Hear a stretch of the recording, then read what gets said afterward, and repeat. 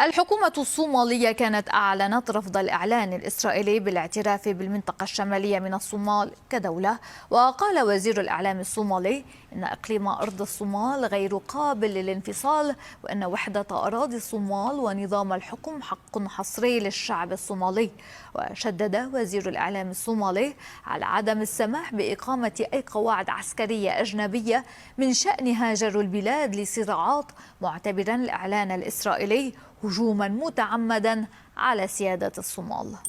جمهورية فدرالك صوماليا waxay markale adkeynaysaa. تؤكد جمهورية الصومال الفيدرالية التزامها المطلق وغير القابل للتفاوض بسيادتها وسلامة أراضيها، وترفض أي اعتداء على سيادتها الوطنية، بما في ذلك الخطوة غير القانونية التي أقدمت عليها إسرائيل بزعم الاعتراف بالمنطقة الشمالية من الصومال. وتشدد الحكومة على أن إقليم أرض الصومال جزء لا